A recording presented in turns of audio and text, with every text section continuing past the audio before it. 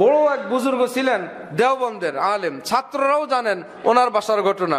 বাসায় যাইতেন, একটু বিলম্ব হইলেই দরজা খুলতো না। দেওবন্দের হুজুর গিয়া বলতেন, আমি তো আসছিলাম, দেখেন দরজা যদি মেহেরবানি করে আপনি খোলেন তো ঠিক আছে, না হইলে তো আমি দারুল উলুমের দিকে রওনা হইলাম। কোনো খবরই নাই, সোজা রওনা। বরিশাল ইবাদুল্লাহ মসজিদ, যারা বরিশাল জানেন তারা ইবাদুল্লাহ মসজিদও চিনেন। ইবাদুল্লাহ মসজিদ হলো বরিশালের বাইতুল মোকাররম, ঢাকার বাইতুল মোকাররম ওখানের। এখন সেই ইবাদুল্লাহ মসজিদের খতিব হযরত মাওলানা এনায়েতুর রহমান বেগ রহমতুল্লাহ আলাই, উনি হলেন সারসিরার হযরত নেসার আহমদ সাহেব রহমতুল্লাহ আলাইর মেয়ের জামাই। তার মানে ওনার ঘরে হইল হযরত নেসার আহমদ সাহেবের মেয়ে। কত বড় ব্যাপার! এখন উনি মাদ্রাসা, মসজিদ সব ডিউটি, অনেক বড় মানুষ ছিলেন, সব ডিসি এসপি সচিবরা পায়ের কাছে গিয়ে বসে থাকতেন। সব শেষ করে বাসায় যেতেন, বাসার দরজায় গিয়ে দাঁড়াইতেন, খাদেম এনায়েতুর রহমান হাজির, আপনি এত বড় বুজুর্গ আল্লাহর ওলির সাহেবজাদি, দিনভর আপনি কষ্ট করছেন, নামাজ রোজা ইবাদত বন্দেগী করছেন, যদি খাদেমের জন্য একটু দরজাটা খুলে দিতেন বড় মেহেরবানি। কোনো খবর নাই, উনি ঘুমিয়ে গেছেন, জানেন না আল্লাহর বান্দি। আর উনিও সতর্কভাবে আওয়াজ দিতেন, সজাগ থাকলে শুনবে, ঘুমে থাকলে আর কোনো ঘুম থেকে জাগবে না। এক দুইবার ডাক দিয়ে চলে আসতেন যে আল্লাহ আমি তো গেছিলাম, আমার তো সুযোগ হয় নাই, চলে আসছি। আমরা হইলে কি দরজা পিটায়া 999 ফোন দেওয়া হইলেও ভাঙ্গাইতাম, ঠিক না? যে মরানা যেতা ফায়ার সার্ভিসের লোক এসে যেত, সব এসে যেত, কি না কি ব্যাপার সবার খোঁজ নিয়ে জানা গেল, ঘুমে আসছে, খুলতেই হবে।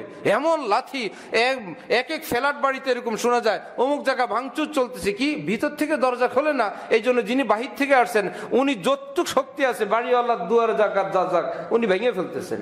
আরে বা এত কেন? আগের থেকে খোঁজ খবর রাখা চাই, একটু ধৈর্য সবরের পরিচয় দেওয়া চাই। হ্যাঁ, বাসাওয়ালাদেরও সতর্ক থাকা চাই যে আমার লোকজন আসবে। মোবাইল বালিশের নিচে কিংবা রান্নাঘরে রেখে সেদিন ঘুমানো না চাই, মাথার কাছে মোবাইল রাখা চাই, রিংটোন ফুল দিয়া রাখা চাই, কান সজাগ থাকা চাই।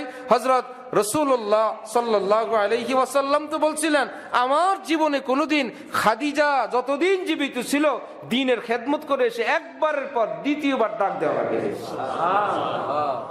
আওয়াজটা দিতেই খাদিজা দরজা খুলে দিত। আমি জিজ্ঞাসা করলাম, খাদিজা তুমি ঘুমাও না?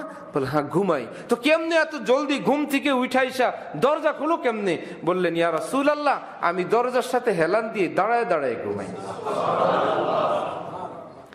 যে আমার নবীজি বাইরে গেছেন দ্বীনের খেদমত করবেন, আর আমার ঘরের দরজায় আইসা নবীজি কষ্ট করবেন, এই জন্য আমি হেলান দিয়া দাঁড়ায় দাঁড়ায় চোখ লাগিয়া ঘুমাইতে থাকি।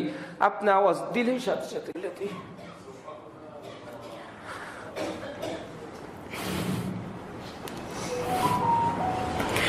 আল্লাহ পাক হযরত খাদিজার কবরকে নূর দ্বারা ভরপুর করে দেন। কি মানুষ ছিলেন!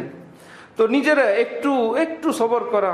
সব ঘরের মা বোনরা তো এক জ্ঞানের হন না, কোন ঘর থেকে আসছেন সেভাবে পারিবারিক শিক্ষা দীক্ষা তাদের মজ্জা ভিতরে ঢুকে যায়।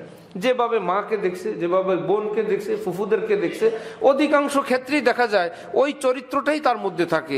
এটাকে চেঞ্জ করতে হবে আমার আপনার, একটা নতুন জগৎ, যে সে তার মা কেমন, বোন কেমন, ফুফু কেমন সব বাদ, সবার প্রতি একটা শ্রদ্ধা ভক্তি রেখে একটা নতুন জগৎ সাজানো।